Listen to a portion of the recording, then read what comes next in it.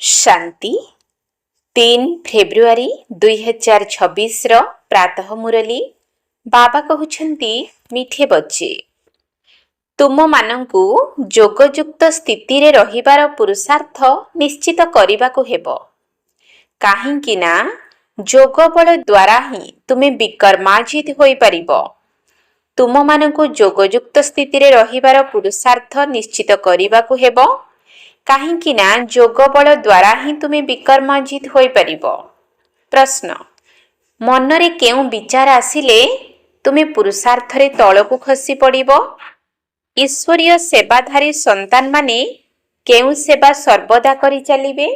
मनरे केउ विचार आसिले तुमे पुरुषार्थ रे तळकु खसी पड़िबो।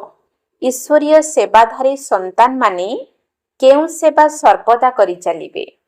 उत्तर केतेक पिला भाबुछंती एबे बहुत समय बाकी अछि परे पुरुषार्थ करिनेबी किंतु मृत्युर कोन कोनोसी नियम अछि काली काली करी मरी जीव सेथि पाई एपरि भावना ही जे आहुरी बहुत वर्ष पड़िछि शेष बेलकु शीघ्र शीघ्र आगे जीवी एही विचार आहुरी ही तळकु खसाई देबो। जेते दूर संभव जोगयुक्त स्थिति रे रहिबार पुरुषार्थ करिबा सहित श्रीमत आधार रे निजर कल्याण करि चल। आत्मिक ईश्वरीय सेवाधारी पिला माने आत्मा मानकु दुखरु उद्धार करिबा सहित पतित मानकु पावन करिबार सेवा करि चलिबे। गीत ओम नमो शिवाय। ओम शांति। एक कथा तो पिला मानकु बुझाई दिया जाइछि जे निराकार पिता साकार ब्रह्मांक व्यतीत कौनसी भी कर्म करि परिबे नाही पाठ बजाई परिबे नाही। आत्मिक पिता आसी ब्रह्मांक द्वारा आत्मिक संतान मानकु बुझाउछंती जोग बल द्वारा ही पिला मानकु सतो प्रधान हेबार अछि एवं पुणी सतो प्रधान विश्वर मालिक मध्य हेबार अछि। एही कथा पिला मानकर बुद्धि रे अछि। कल्प कल्प बाबा आसी राजयोगर शिक्षा देउछंती एठाको आसी ब्रह्मांक द्वारा आदि सनातन देवी देवता धर्मर स्थापना करुछंती अर्थात मनुष्य को देवता करुछंती।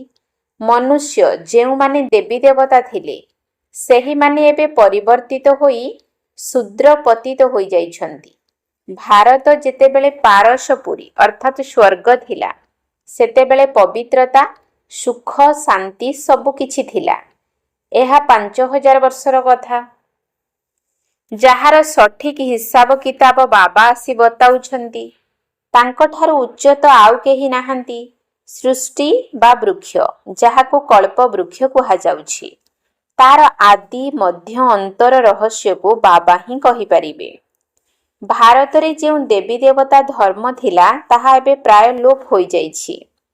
देवी देवता धर्म तो एबे नाही किंतु देवता मानकर चित्र बा मूर्ति निश्चित अछि। एकथा मध्य भारतवासी माने जानिछंती जे सत्य जुगरे लक्ष्मी नारायणकर राज्य थिला। जदिओ शास्त्र रे ही भूल करि देइछंती श्रीकृष्ण को द्वापर को नै जाइछंती तेनु बाबा ही आसी भूली जाइथिबा मनुष्य मानकु पुणी रास्ता देखाउछंती। जेतेबेले मार्गदर्शक बाबा आसी जानती सेतेबेले सबु आत्मा माने मुक्ति धाम को चली जाइथांती। सेथि पई तांको कुहा जाए समस्तंकर सद्गति दाता।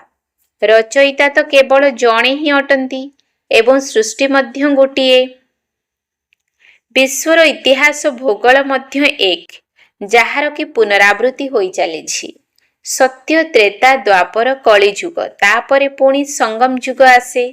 कली जुगरे पतित एवं सत्य जुगरे पावन आत्मा माने थांती। सत्य जुग आसीबो तेणु निश्चित कली जुगर विनाश हेबो एवं विनाश पूर्वरु स्थापना मध्य निश्चित हेबो। सत्य जुगरे तो स्थापना हेबो नाही भगवान मध्य सेतेबेले आसीबे जेतेबेले दुनिया पतित होइथिबो। सत्य जुग तो हेउछि पवित्र दुनिया। पतित दुनिया को पावन दुनिया करिबा पई भगवान को आसीबा को पड़ी थाए। एबे बाबा आसी सहजरु सहज उपाय बताउछंती कहुछंती देहर सबु संबंध को भूली देही अभिमानी होई बाबांकु स्मरण कर। କେହି ଜଣେ ତ ପତିତ ପାବନ ଅଟନ୍ତି ନା। ଭକ୍ତମାନଙ୍କୁ ଭକ୍ତିର ଫଳ ଏକମାତ୍ର ଭଗବାନ ହିଁ ଦେଇଥାନ୍ତି। ସେଥିପାଇଁ ଭକ୍ତମାନଙ୍କୁ ଆସି ଜ୍ଞାନ ଦେଇଥାନ୍ତି। ଏହି ପତିତ ଦୁନିଆକୁ ପବିତ୍ର କରିବା ପାଇଁ ଜ୍ଞାନର ସାଗର ବାବା ହିଁ ଆସିଥାନ୍ତି। ଯୋଗ ବଳ ଦ୍ୱାରା ହିଁ ତୁମେମାନେ ପବିତ୍ର ହେଉଛ। ବାବାଙ୍କ ବ୍ୟତୀତ ତ ଆଉ କେହି ପବିତ୍ର କରିପାରିବେ ନାହିଁ। ଏହି ସବୁ କଥା ଅନ୍ୟମାନଙ୍କୁ ବୁଝାଇବା ପାଇଁ ହିଁ ତୁମକୁ ବୁଦ୍ଧିରେ ଜ୍ଞାନକୁ ଧାରଣ କରିବାକୁ ପଡୁଛି। ତୁମମାନଙ୍କୁ ଘରେ ଘରେ ସନ୍ଦେଶ ଦେବାକୁ ହେବ। ଏଭଳି କହିବାର ନାହିଁ ଯେ ଭଗବାନ ଆସିଛନ୍ତି। ସେମାନଙ୍କୁ ବହୁତ ଯୁକ୍ତିର ସହିତ ବୁଝାଇବାକୁ ପଡିବ। ତାଙ୍କୁ କୁହ ଭଗବାନ ଆମର ପିତା ଅଟନ୍ତି ନା। ଜଣେ ହେଲେ ଲୌକିକ ପିତା, ଅନ୍ୟ ଜଣେ ପାରଲୌକିକ ପିତା। ଦୁଃଖ ସମୟରେ ଆମେ ପାରଲୌକିକ ପିତାଙ୍କୁ ହିଁ ଡାକିଥାଉ। ସୁଖଧାମରେ କେହି ବି ଡାକି ନଥାନ୍ତି।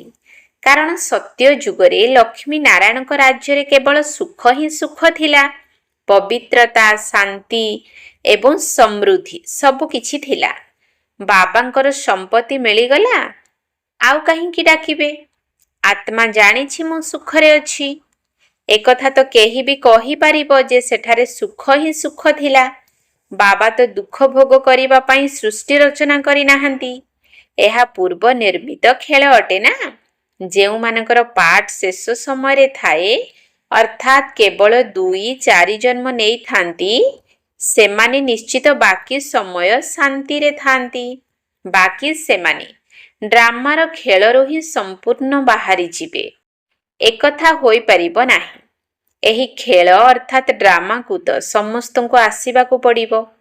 କାହାକୁ 1-2ଟି ଜନ୍ମ ମଧ୍ୟ ମିଳିଥାଏ, ତେବେ ସେମାନେ ବାକି ସମୟ ଯେମିତିକି ମୁଖ୍ୟ ଅବସ୍ଥାରେ ରହିବେ। ଆତ୍ମା ପାଠଧାରୀ ଅଟେ ନା। କୌଣସି ଆତ୍ମାକୁ ଭଲ ପାଠ ମିଳିଛି ତ ଆଉ କାହାକୁ କମ୍ ପାଠ ମିଳିଛି। ଏକଥା ମଧ୍ୟ ଏବେ ତୁମେ ଜାଣିଛ। ଗାୟନ ମଧ୍ୟ ରହିଛି ଯେ ଈଶ୍ୱରଙ୍କର ଅନ୍ତ କେହି ପାଇପାରିବେ ନାହିଁ। ତେବେ ବାବା ହିଁ ଆସି ରଚୟିତା ଏବଂ ରଚନାର ଆଦି ମଧ୍ୟ ଅନ୍ତର ବୃତ୍ତାନ୍ତ ଶୁଣାଇଥାନ୍ତି। ଯେ ପର୍ଯ୍ୟନ୍ତ ରଚୟିତା ନିଜେ ଆସିନାହାନ୍ତି, ସେ ପର୍ଯ୍ୟନ୍ତ ରଚୟିତା ଏବଂ ରଚନାକୁ କେହି ଜାଣିପାରିବେ ନାହିଁ। ଏବେ ବାବା ହିଁ ଆସି ଶୁଣାଉଛନ୍ତି ଯେ ମୁଁ ସାଧାରଣ ଶରୀରରେ ପ୍ରବେଶ କରୁଛି। ମୁଁ ଯାହାଙ୍କ ଶରୀରରେ ପ୍ରବେଶ କରୁଛି ସିଏ ନିଜର ପୂର୍ବଜନ୍ମ ଗୁଡ଼ିକୁ ଜାଣିନାହାନ୍ତି।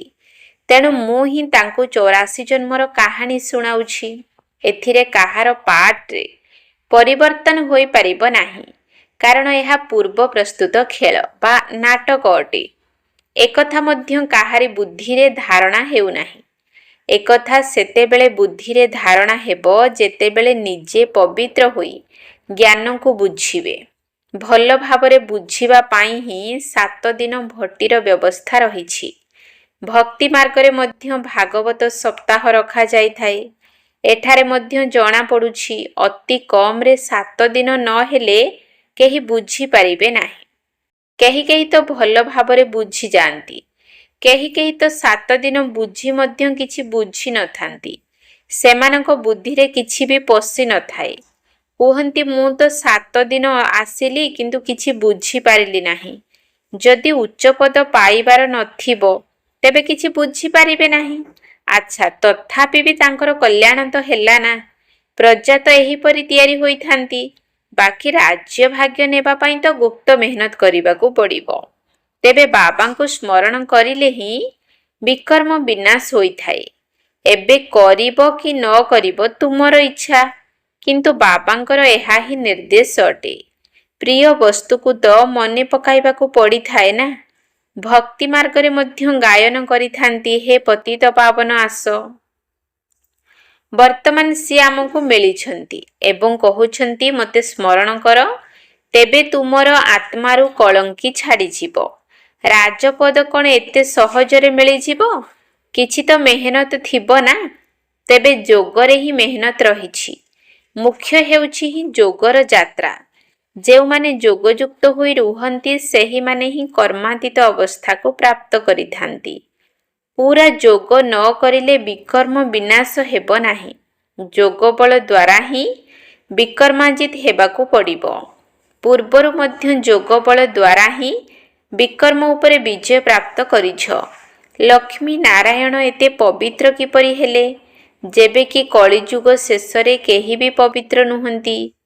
ଏଥିରୁ ତ ସ୍ପଷ୍ଟ ପ୍ରମାଣିତ ହେଉଛି ଯେ ବର୍ତ୍ତମାନ ଗୀତାର ଜ୍ଞାନର ଅଧ୍ୟାୟ ପୁଣି ପୁନରାବୃତ୍ତି ହେଉଛି। ଶିବ ଭଗବାନ ବାଚ, ଭୁଲ ତ ବହୁତ ହୋଇ ଚାଲିଛି ନା, ବାବା ହିଁ ଆସି ପୁଣି ଅଭୁଲ ଅର୍ଥାତ୍ ଠିକ୍ କରୁଛନ୍ତି। ଭାରତରେ ଯେତେ ବି ଶାସ୍ତ୍ର ଅଛି ସେ ସବୁ ହେଉଛି ଭକ୍ତି ମାର୍ଗର ଶାସ୍ତ୍ର। ବାବା କହୁଛନ୍ତି, ମୁଁ ଯାହା ବି କହି ଯାଇଥିଲି ତାହା କାହାକୁ ବି ଜଣା ନାହିଁ। ଯେଉଁମାନଙ୍କୁ କହିଥିଲି ସେହିମାନେ ହିଁ ଉଚ୍ଚ ପଦ ପାଇଥିଲେ। 21 ଜନ୍ମର ପ୍ରାରବ୍ଧ ପାଇଗଲା ପରେ ପୁଣି ଏହି ଜ୍ଞାନ ପ୍ରାୟ ଲୋପ ହୋଇଯାଇଥାଏ। ତୁମେମାନେ ହିଁ ସମ୍ପୂର୍ଣ୍ଣ ଚକ୍ରର ପରିକ୍ରମା କରି ପୁନର୍ବାର ଏଠାରେ ଆସି ପହଞ୍ଚିଛ। ତେବେ କଳ୍ପର ଆୟୁଷକୁ ଯେଉଁମାନେ ଶୁଣିଥିଲେ ସେହିମାନେ ହିଁ ଆସିବେ। ଏବେ ତୁମେ ଜାଣିଛ ଯେ ଆମେ ମନୁଷ୍ୟରୁ ଦେବତା କରାଇବାର ଚାରା ଲଗାଉଛୁ। ଏହା ହେଲା ଦୈବୀ ବୃକ୍ଷର ଚାରା। ସେମାନେ ଅର୍ଥାତ୍ ମନୁଷ୍ୟମାନେ ଜଡ଼ ବୃକ୍ଷର ଚାରା ବହୁତ ଲଗାଉଛନ୍ତି, ଯାହାର ପାର୍ଥକ୍ୟ ବାବା ଆସି ବତାଉଛନ୍ତି। ବାବା ଦୈବୀ ଫୁଲମାନଙ୍କର ଚାରା ଲଗାଉଛନ୍ତି, ସେମାନେ ତ ଜଙ୍ଗଲର ଚାରା ଲଗାଉଛନ୍ତି। ତୁମେମାନେ ଦେଖାଉଛ ମଧ୍ୟ ପାଣ୍ଡବମାନେ କ'ଣ କରୁଛନ୍ତି ଏବଂ ଦୁନିଆରେ ସେହି କୌରବମାନେ କ'ଣ କରୁଛନ୍ତି। ସେମାନଙ୍କର ଯୋଜନା କ'ଣ ରହିଛି ଏବଂ ତୁମମାନଙ୍କର କ'ଣ ସବୁ ଯୋଜନା ରହିଛି। ସେମାନେ ନିଜର ଯୋଜନା ତିଆରି କରୁଛନ୍ତି କି ଦୁନିଆ କିପରି ବୃଦ୍ଧି ନ ପାଉ, କିପରି ପରିବାର ନିୟନ୍ତ୍ରଣ ହେବ, ଯେପରିକି ମନୁଷ୍ୟ ଅଧିକ ବୃଦ୍ଧି ନ ହେବେ, ସେଥିପାଇଁ ମେହନତ କରି ଚାଲିଛନ୍ତି। ବାବା ତ ବହୁତ ଭଲ କଥା ବତାଉଛନ୍ତି। ଅନେକ ଧର୍ମ ବିନାଶ ହୋଇଯିବ ଏବଂ କେବଳ ଗୋଟିଏ ଦେବୀ ଦେବତା ଧର୍ମର ପରିବାର ସ୍ଥାପନା କରୁଛନ୍ତି। ସତ୍ୟଯୁଗରେ କେବଳ ଗୋଟିଏ ଆଦି ସନାତନ ଦେବୀ ଦେବତା ଧର୍ମର ଫ୍ୟାମିଲି ଅର୍ଥାତ୍ ପରିବାର ଥିଲା, ଆଉ ଏତେ ସବୁ ପରିବାର ନଥିଲା। ଏବେ ଭାରତରେ କେତେ ପରିବାର ରହିଛି, ଗୁଜରାଟୀ ପରିବାର, ମହାରାଷ୍ଟ୍ରୀୟ ପରିବାର। ବାସ୍ତବରେ ଭାରତବାସୀମାନଙ୍କର ଗୋଟିଏ ପରିବାର ହେବା ଦରକାର। ଯଦି ବହୁତ ପରିବାର ଅର୍ଥାତ୍ ଅନେକ ଧର୍ମ ହୋଇଯିବ, ତେବେ ପରସ୍ପର ମଧ୍ୟରେ ଖିଟପିଟ ତ ରହିବ। ପୁଣି ସିଭିଲ ୱାର ଅର୍ଥାତ୍ ଗୃହଯୁଦ୍ଧ ମଧ୍ୟ ହୋଇଯିବ। ନିଜ ଧର୍ମ ଭିତରେ ମଧ୍ୟ ଗୃହଯୁଦ୍ଧ ହୋଇଥାଏ। ଯେପରି ଖ୍ରୀଷ୍ଟିଆନ ମାନଙ୍କର ନିଜର ପରିବାର ରହିଛି, ସେମାନଙ୍କ ଭିତରେ ମଧ୍ୟ ଯୁଦ୍ଧ ଲାଗିଯାଉଛି। ଦୁଇ ଭାଇ ମଧ୍ୟ ପରସ୍ପର ସହିତ ମିଶୁନାହାନ୍ତି, ପାଣି ମଧ୍ୟ ବାଣ୍ଟ ହେଉଛି। ଶିଖ ଧର୍ମବାଲା ଭାବନ୍ତି ଆମେ ଆମର ଶିଖ ଧର୍ମବାଲାଙ୍କୁ ଅଧିକ ସୁଖ ଦେବୁ। ମୋହ ରହିଥାଏ, ତେଣୁ ସେହିପରି ଚେଷ୍ଟା କରି ଚାଲିଥାନ୍ତି। ଯେତେବେଳେ ଶେଷ ସମୟ ଆସିଯାଏ, ପୁଣି ସବୁ ପ୍ରକାରର ଗୃହଯୁଦ୍ଧ ଆଦି ଲାଗିଯାଏ। ପରସ୍ପର ଭିତରେ ଲଢ଼ିବାକୁ ଲାଗି ପଡ଼ନ୍ତି। ତେବେ ବିନାଶ ତ ନିଶ୍ଚିତ ହେବ। ସେଥିପାଇଁ ବହୁତ ବୋମା ଆଦି ତିଆରି କରି ଚାଲିଛନ୍ତି। ପ୍ରଥମ ବିଶ୍ୱଯୁଦ୍ଧରେ ଯେତେବେଳେ ବଡ଼ ଲଢ଼େଇ ଲାଗିଥିଲା, ଯେଉଁଥିରେ 2ଟି ବୋମା ପକାଇଥିଲେ, ଏବେ ତ ବହୁତ ବୋମା ତିଆରି କରି ରଖିଛନ୍ତି। ଏସବୁ ବୁଝିବାର କଥା ଅଟେ ନା। ତୁମକୁ ଆତ୍ମାମାନଙ୍କୁ ବୁଝାଇବାକୁ ହେବ ଯେ ଏହା ସେହି ମହାଭାରତ ଲଢ଼େଇ ଅଟେ ଯାହା ହେବାକୁ ଯାଉଛି। ଯେଉଁମାନେ ବଡ଼ ବଡ଼ ଲୋକ ଅଛନ୍ତି, ସେମାନେ କହୁଛନ୍ତି ଯଦି ଏହି ଯୁଦ୍ଧକୁ ବନ୍ଦ ନ କରାଯିବ, ତେବେ ଦୁନିଆରେ ନିଆଁ ଲାଗିଯିବ।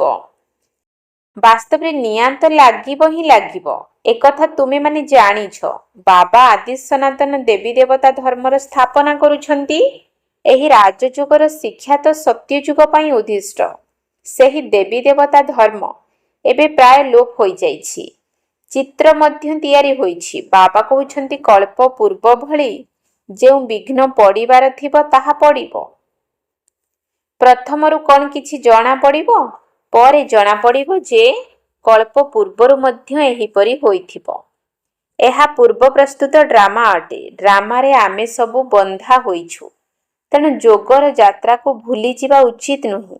ଏହାକୁ ପରୀକ୍ଷା କୁହାଯାଉଛି। କେହି କେହି ତ ଯୋଗର ଯାତ୍ରାରେ ରହିପାରନ୍ତି ନାହିଁ, ଥକି ଯାଆନ୍ତି। ଗୀତ ମଧ୍ୟ ଅଛି ନା, ରାତ୍ରିର ପଥିକ, କିନ୍ତୁ ଏହାର ଅର୍ଥକୁ କେହି ବି ବୁଝିପାରିବେ ନାହିଁ। ଏହା ହେଉଛି ଯୋଗର ଯାତ୍ରା। ଯାହାଦ୍ୱାରା ରାତି ସମାପ୍ତ ହୋଇ ଦିନ ଆସିବ।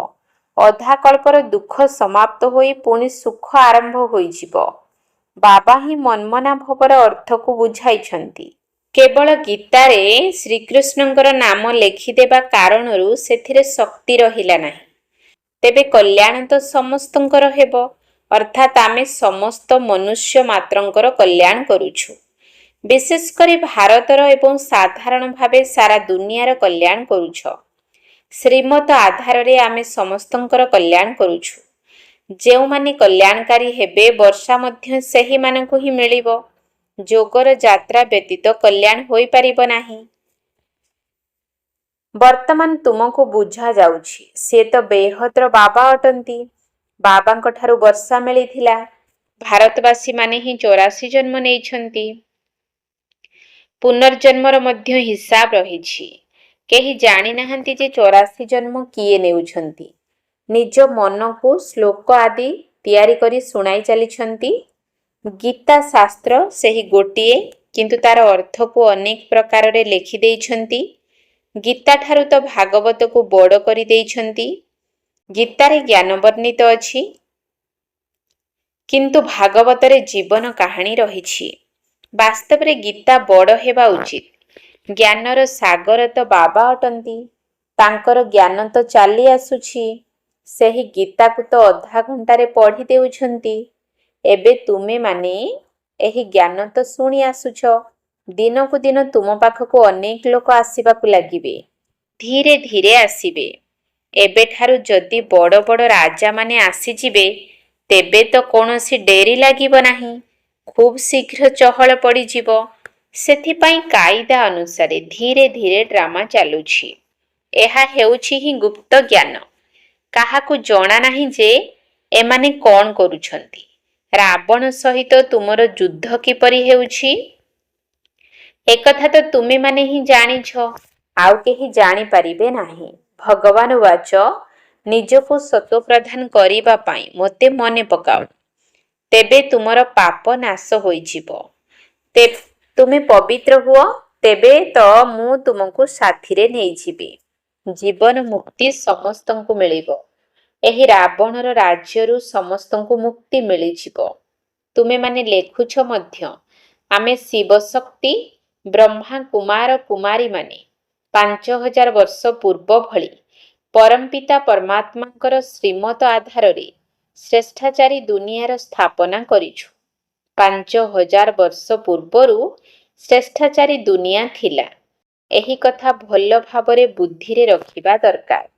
ମୁଖ୍ୟ ମୁଖ୍ୟ ପଏଣ୍ଟ ସବୁ ଯଦି ବୁଦ୍ଧିରେ ଧାରଣା ହୋଇଥିବ, ତେବେ ଯାଇ ଯୋଗର ଯାତ୍ରାରେ ରହିପାରିବ। ଏବେ ତୁମେମାନେ ପଥର ବୁଦ୍ଧି ଅଟନା। କେହି କେହି ଭାବୁଛନ୍ତି ଏବେ ବହୁତ ସମୟ ବାକି ଅଛି, ପରେ ପୁରୁଷାର୍ଥ କରିନେବି। କିନ୍ତୁ ମୃତ୍ୟୁର କ'ଣ କୌଣସି ନିୟମ ଅଛି? ଯଦି କାଲି ମରିଯିବ, ତେବେ କାଲି କାଲି କରି କରି ମରିଯିବ। ପୁରୁଷାର୍ଥ ତ କରିନାହଁ। ସେଥିପାଇଁ ଏପରି ଭାବ ନାହିଁ ଯେ ବହୁତ ବର୍ଷ ପଡ଼ିଛି, ଶେଷ ସମୟରେ ଶୀଘ୍ର ଶୀଘ୍ର ଆଗକୁ ବଢ଼ିଯିବି। ଏହି ବିଚାର ଆହୁରି ତଳକୁ ଖସାଇଦେବ। ତେଣୁ ଯେତେ ଦୂର ସମ୍ଭବ ପୁରୁଷାର୍ଥ କରିଚାଲ। ଶ୍ରୀମତ ଆଧାରରେ ପ୍ରତ୍ୟେକଙ୍କୁ ନିଜର କଲ୍ୟାଣ କରିବାକୁ ହେବ। ନିଜର ଯାଞ୍ଚ କରିବାକୁ ହେବ। ମୁଁ କେତେ ବାବାଙ୍କୁ ୟାଦ କରୁଛି ଏବଂ କେତେ ବାବାଙ୍କର ସେବା କରୁଛି।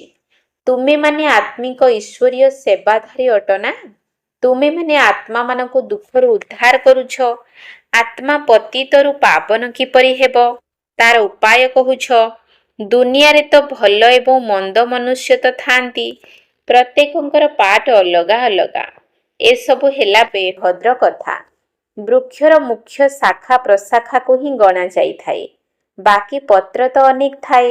ବାବା ବୁଝାଇ ଚାଲିଛନ୍ତି ଯେ ପିଲାମାନେ ଖୁବ୍ ପୁରୁଷାର୍ଥ କର। ସମସ୍ତଙ୍କୁ ବାବାଙ୍କର ପରିଚୟ ଦିଅ। ତେବେ ବାବାଙ୍କ ସାଥିରେ ବୁଦ୍ଧିର ଯୋଗ ଲାଗିଯିବ। ବାବା ସବୁ ପିଲାମାନଙ୍କୁ କହୁଛନ୍ତି, ପବିତ୍ର ହୁଅ, ତେବେ ମୁକ୍ତିଧାମକୁ ଚାଲିଯିବ। ଦୁନିଆକୁ କ'ଣ ଜଣା ଅଛି ଯେ ମହାଭାରତ ଲଢ଼େଇ ଦ୍ୱାରା କ'ଣ ହେବ? ଏବେ ଏହି ଜ୍ଞାନ ଯଜ୍ଞ ରଚନା କରାଯାଇଛି, କାରଣ ନୂଆ ଦୁନିଆ ଦରକାର। ଆମର ଯଜ୍ଞ ଶେଷ ହେଲେ ସବୁକିଛି ଏହି ଯଜ୍ଞରେ ସ୍ୱାହା ହୋଇଯିବ। ଆଚ୍ଛା, ମିଠା ମିଠା ଶିକିଲ ଦିଏ ସନ୍ତାନମାନଙ୍କ ପ୍ରତି ମାତା ପିତା ବାପଦାଦାଙ୍କର ମଧୁର ସ୍ନେହ ସମ୍ପନ୍ନ ଶୁଭେଚ୍ଛା ଏବଂ ସୁପ୍ରଭାତ। ଆତ୍ମିକ ପିତାଙ୍କର ଆତ୍ମିକ ସନ୍ତାନମାନଙ୍କୁ ନମସ୍ତେ। ଆତ୍ମିକ ସନ୍ତାନମାନଙ୍କର ଆତ୍ମିକ ବାପଦାଦାଙ୍କୁ ନମସ୍ତେ ନମସ୍ତେ ନମସ୍ତେ। ସୁପ୍ରଭାତ। ଧାରଣା ପାଇଁ ମୁଖ୍ୟ ସାର। 1 ନମ୍ବର ପଏଣ୍ଟ। ଏହା ପୂର୍ବ ପ୍ରସ୍ତୁତ ଡ୍ରାମା ଅଟେ, ତେଣୁ ବିଘ୍ନକୁ ଦେଖି ବିଚଳିତ ହେବାର ନାହିଁ। ବିଘ୍ନ କାରଣରୁ ଯୋଗର ଯାତ୍ରାକୁ ଭୁଲି ଯିବାର ନାହିଁ। ଧ୍ୟାନରେ ରଖ ଯେ ଯୋଗର ଯାତ୍ରା କେବେ ବି ଅଟକି ନ ଯାଉ। ଏହା ପୂର୍ବ ପ୍ରସ୍ତୁତ ଡ୍ରାମା ଅଟେ, ତେଣୁ ବିଘ୍ନକୁ ଦେଖି ବିଚଳିତ ହେବାର ନାହିଁ। ବିଘ୍ନ କାରଣରୁ ଯୋଗର ଯାତ୍ରାକୁ ଭୁଲି ଯିବାର ନାହିଁ। ଧ୍ୟାନରେ ରଖ ଯେ ଯୋଗର ଯାତ୍ରା କେବେ ବି ଅଟକି ନ ଯାଉ। 2 ନମ୍ବର ପଏଣ୍ଟ। ପାରଲୌକିକ ପିତାଙ୍କର ପରିଚୟ ସମସ୍ତଙ୍କୁ ଦେଇ ପବିତ୍ର ହେବାର ଉପାୟ ବତାଇବାକୁ ହେବ। ଦୈବୀ ବୃକ୍ଷର ଚାରା ଲଗାଇବାକୁ ହେବ।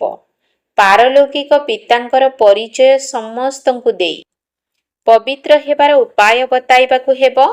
ଦୈବୀ ବୃକ୍ଷର ଚାରା ଲଗାଇବାକୁ ହେବ। ବରଦାନ। ମୁଁ ପଣିଆଙ୍କୁ ତ୍ୟାଗ କରି ସଦାସର୍ବଦା ସେବାରେ ମଜ୍ଜି ରହୁଥିବା ତ୍ୟାଗ ମୂରତ ସେବାଧାରୀ ମୂରତ ଭବ। ମୁଁ ପଣିଆଙ୍କୁ ତ୍ୟାଗ କରି ସଦାସର୍ବଦା ସେବାରେ ମଜ୍ଜି ରହୁଥିବା ତ୍ୟାଗ ମୂରତ ସେବାଧାରୀ ମୂରତ ଭବ। ସେବାଧାରୀ ସେବାରେ ସଫଳତାର ଅନୁଭୂତି ସେତେବେଳେ କରିପାରିବ ଯେତେବେଳେ ମୁଁ ପଣିଆର ତ୍ୟାଗ କରିବ। ମୁଁ ସେବା କରୁଛି, ମୁଁ ଏହି ସେବା କରିଲି, ଏହିଭଳି ସେବା ଭାବକୁ ତ୍ୟାଗ କରିବାକୁ ହେବ। ମୁଁ କରିନାହିଁ, କିନ୍ତୁ ମୁଁ କେବଳ କର୍ମକର୍ତ୍ତା ଅଟେ। ନିର୍ଦ୍ଦେଶକର୍ତ୍ତା ବାବା ଅଟନ୍ତି। ମୁଁ ପଣିଆ ବାବାଙ୍କର ସ୍ନେହରେ ଲୀନ ହୋଇଯାଉ। ଏହାକୁ ହିଁ କୁହାଯାଏ ସେବାରେ ମଜ୍ଜିଯିବା ବାଲା ତ୍ୟାଗ ମୂରତ ସଚ୍ଚା ସେବାଧାରୀ। କରି କରାଇଲା ବାଲା କରାଉଛନ୍ତି, ମୁଁ ନିମିତ୍ତ ଅଟେ। ସେବାରେ ମୁଁ ପଣିଆ ଆସିବା ଅର୍ଥ ଭିକାରୀ ହେବା। ସଚ୍ଚା ସେବାଧାରୀଙ୍କ ଭିତରେ ଏହିଭଳି ସଂସ୍କାର ରହିପାରିବ ନାହିଁ। ସ୍ଲୋଗାନ। ଯଦି ବ୍ୟର୍ଥକୁ ସମାପ୍ତ କରିଦେବ, ତେବେ ସେବାର ନିମନ୍ତ୍ରଣ ମିଳିବାକୁ ଲାଗିବ। ଯଦି ବ୍ୟର୍ଥକୁ ସମାପ୍ତ କରିଦେବ, ତେବେ ସେବାର ନିମନ୍ତ୍ରଣ ମିଳିବାକୁ ଲାଗିବ। ଅବ୍ୟକ୍ତି ଇଶାରା। ଏକତା ଏବଂ ବିଶ୍ୱାସର ବିଶେଷତା ଦ୍ୱାରା ସଫଳତା ସମ୍ପନ୍ନ ହୁଅ। ଏକତା ଏବଂ ବିଶ୍ୱାସର ବିଶେଷତା ଦ୍ୱାରା ସଫଳତା ସମ୍ପନ୍ନ ହୁଅ। ସଂଗଠନରେ ଏକତା କାୟମ ରଖିବା ପାଇଁ ନିଜ ଭିତରେ ସମାହିତ କରିବାର ଶକ୍ତି ଆବଶ୍ୟକ। ଏହାଦ୍ୱାରା ଅନ୍ୟମାନଙ୍କର ସଂସ୍କାର ମଧ୍ୟ ନିଶ୍ଚିତ ଭାବରେ ଶୀତଳ ହୋଇଯିବ। ସଦାସର୍ବଦା ପରସ୍ପର ସହିତ ସ୍ନେହପୂର୍ଣ୍ଣ ଏବଂ ଶ୍ରେଷ୍ଠତାର ଭାବନା ରଖି ସମ୍ପର୍କରେ ଆସ ତଥା ସର୍ବଦା ଗୁଣଗ୍ରାହୀ ହୁଅ। ତେବେ ଏକତା କାୟମ ରହିପାରିବ। ତୁମମାନଙ୍କର ସଂଗଠନର ଶୁଭ ଭାବନା ଅନେକ ଆତ୍ମାଙ୍କୁ ଭାବନାର ଫଳ ପ୍ରାପ୍ତ କରାଇବାର ନିମିତ୍ତ ହେବ ଏବଂ ସେମାନଙ୍କୁ ନୂଆ ରାସ୍ତା ମିଳିଯିବ। ଓମ୍ ଶାନ୍ତି।